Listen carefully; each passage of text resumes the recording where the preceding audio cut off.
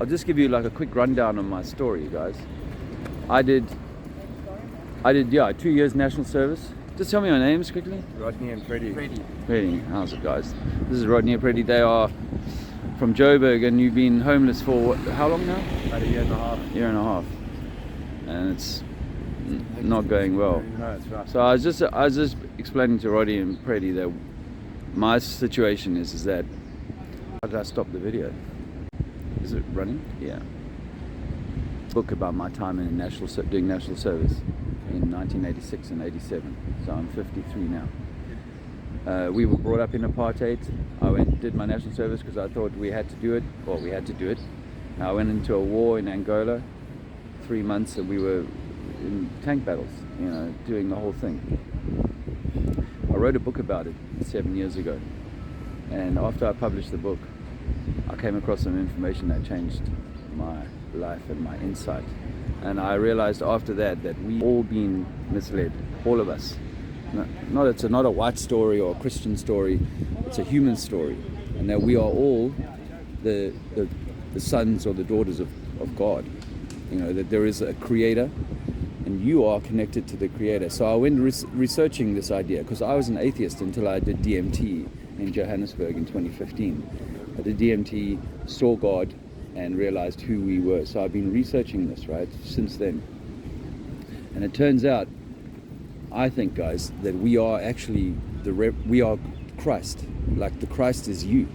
That each of us, each person here, each woman, each man, child is actually Christ potential. We have that light given to us by God. We come here to express that.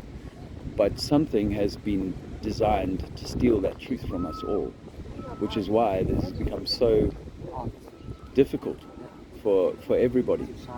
Yeah, so exactly, to shine that light. And I think that the current thing that we've been put through now with this pandemic is humanity being put through some kind of control, but maybe even a purge. I mean, I hate to say this, but I think that there's an energetic shift coming in our world that is going to change everything in the next couple of years, and that people won't necessarily be able to survive. Some of it won't be able to survive that unless they've done the necessary self-cleaning and so on.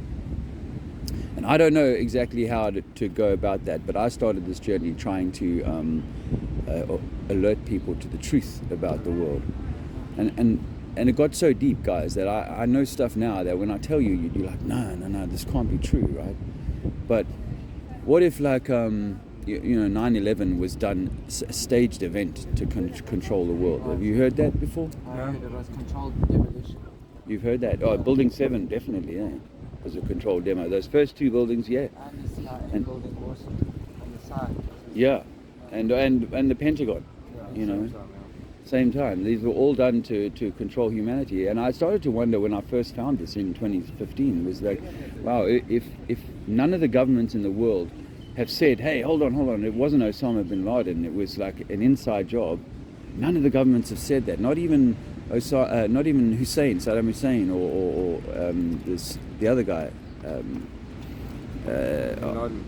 None of these guys have ever said, hey, hold on, this wasn't the Muslims.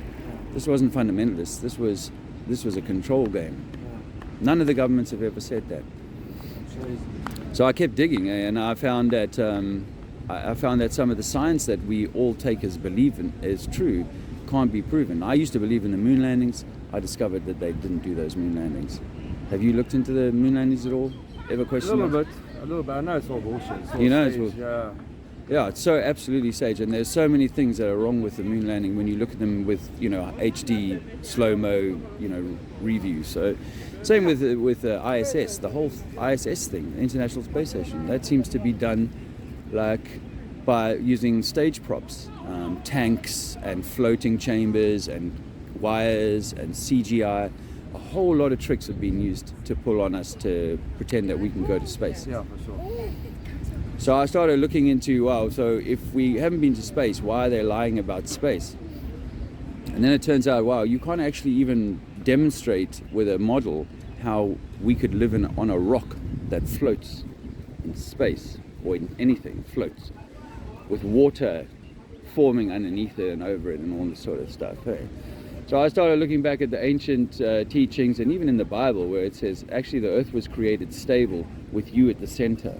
Like you are the reason that earth was.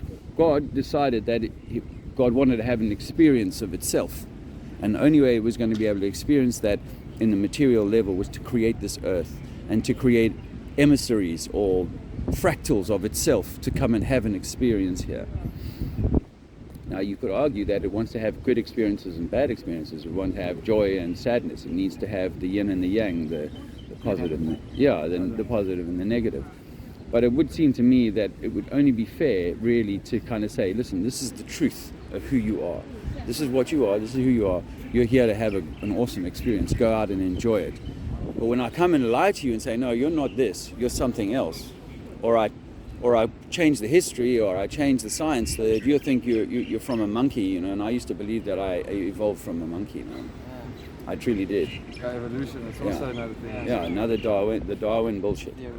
Yeah.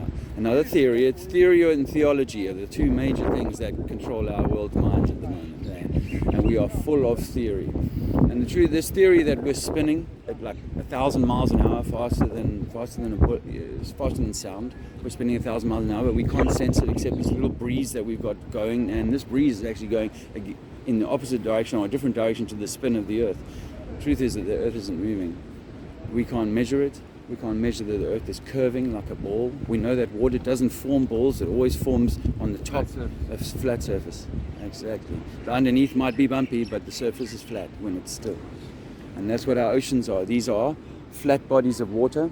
Even the USGS government thing will say that there is only one ocean on Earth. We call it 4 main oceans: Indian, Atlantic, Pacific, and Arctic. But it's actually just one body of water. The seas are sometimes separate bodies of water, but the ocean is one. And that's one level body of water. We think that the Earth that we know is a small part of maybe something bigger, but that the entire universe is encapsulated inside of like an electromagnetic torus system. So I say to people that we are perhaps little electromagnetic apples, each of us individual, a fractal or a small part of the entire universe. So within your body, you have a sun, moon, you have the whole of the universe. All the stars are represented in you. So when you look out into the universe, you're actually seeing the larger version of your own self, the larger version of God, the larger version of the creation or the creator. It's all there. The stars are part of the creator's system. And you are within that a small but absolutely integral part of that. And this whole game was designed, or this whole place was designed for us to have this beautiful experience of. And that's been stolen. Why? Because we've given away our power. We didn't realize who we were, so we gave it away. They told us that Jesus was another man much more special than us, rather than Jesus was trying to tell you that you are like him. And when you look in the mirror, you are looking at the image of God, because God created you in his image, or its image. And when Jesus says these words, I am the way, the truth, and the life, you are meant to be speaking those words out loud. He's saying, say this when you look in yourself. I am the way, the truth, and the life. The truth is through you. The way to God is through you. And I know that your homelessness is the worst possible situation for you to be in. I don't know how to help you guys particularly with that. But if I give you this message, that it's a loving message, that we are meant to be, or we are God, that when you finish this experience, you go back to God. You never die. I learned this on the DMT. It's not something I'm making up. When I had the DMT, I was an atheist. And when I came back 6 minutes later, I was a believer or a knower in our Creator. And I lost any fear of death, because I was like, I'm connected to this higher being. I could sense this higher being, or see even this higher being that I'm connected to, that is undefeatable. It is infinite and undefeatable. There's nothing here on this earth that can damage my higher self. So always live your life knowing that you have a higher self that you are a representative of, and that higher self will love you and welcome you back no matter what shit you get up to. But obviously, I think our souls want us to have the higher journey, the lighter journey, rather than the darker journey. Because most people on earth, unfortunately, are caught up in the darker journey, which is why our world is a bit hellish now. And until people like me stop themselves in their tracks and say, I have to live my life in a more loving, open-hearted way, with that kind of knowledge of who I am, and no fear, you know what I mean? No built layers of conditioning of this guy and that person and these people I don't do, and all of this sort of thing. Without that conditioning, I can move into a more loving way of being, and my interactions with other people will be that. It will hopefully bring more light into my room, my life, and if I can spread that light to other people and they can do that for themselves and others around them, then our lives will be richer. And hopefully over time, maybe it takes centuries, maybe it only takes a God event in the next year or two where, as I say, something massive happens and people go, whoa, we have to walk away from the stuff like Jesus warned, you know, all this corporate organized establishment and all this stuff that Jesus was saying, this is not going to be working in your best interest. This is self-interested corporations who will put profit over your livelihood, your life every day of the week. Your health, Which is why we are most of us so poor now, in emotionally, spiritually, financially. We're poor now, and this is, obviously there's some who are very comfortable and very wealthy. We can see that, but the majority are going this way, and we are being misled. And so I'm just going out to try and tell people that don't be caught up in the bullshit, all the propaganda, everything pretty much you see in the media is designed as mind control. So that's my thesis for you guys today, and I give it the love. Sorry, I only got $5 for you. No, it's all right. Much I'm also, as I said, homeless and trying to work it out for myself. I hope that's useful for you guys. I hope that's useful information. Yes, that is. It's very enlightening. But like we are so. It's hard to. It took me a long time, and really even more than a year to be able to say after I started thinking this. Wow, what if it's us? What if we are the reason? We are the center of the universe. And this whole system has done everything to demean you, diminish, and kind of weaken you and your knowledge. Even people with lots of money. It's you can't look at that as being, wow, they've made it. No, they haven't, because that's not what this is about. This is not about having the biggest bank balance. That's not what this game is about. You can have a big bank balance and also have a big heart and have achieved that soul thing. I'm not saying you can't, but really for each of us, the true journey is the soul journey that we're meant to be on, not the journey to who has the best address. Who's driving the best car, who's wearing the best shoes. But most of us are caught up in that. And I was interesting walking around here the other night, 2 nights ago, Saturday night, because I kind of grew up around this beachfront, and how this is all like white youngsters, all in their flash gear, their coolest gear, want to be trendy, want to be out drinking, partying, what have you, and that's all now been changed to black youngsters wanting to be cool, wanting to be trendy, doing all of those same things, So it's not,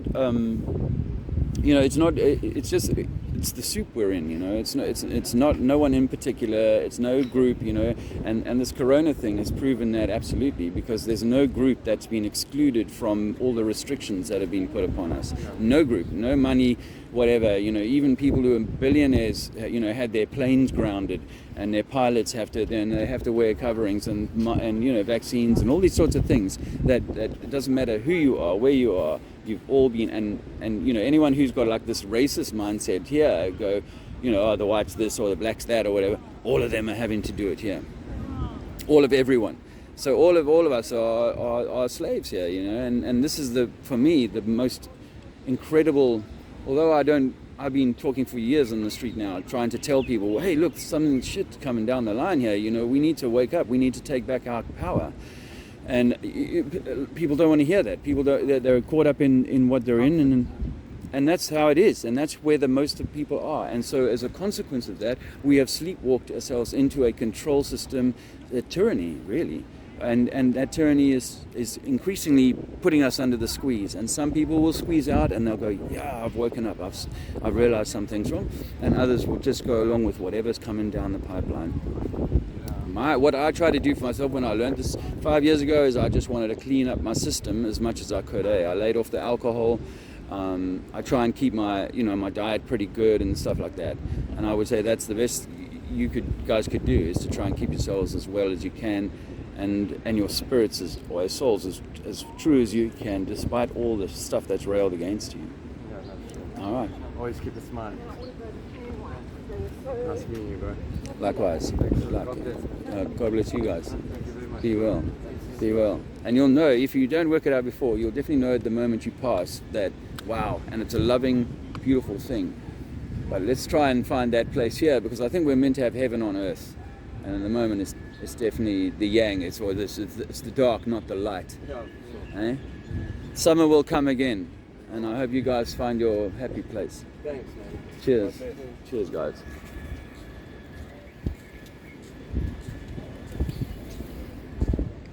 I didn't quite hit my sweet spot with that. You know, I've had some better conversations without the camera, because the camera adds a certain tension. So,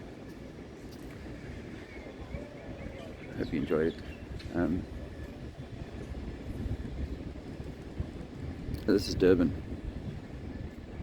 South Africa, East Coast. There's two homeless guys, white guys. It's all the same. But obviously in the context of this place, it is the part of the new South Africa. But yeah, people are all kept under different sorts of tensions in different places, and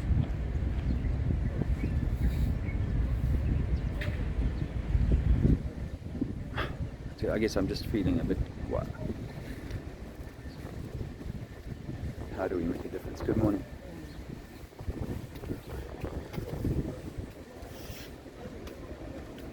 Or am I just meant to let it be?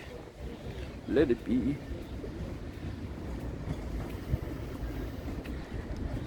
Catch you later.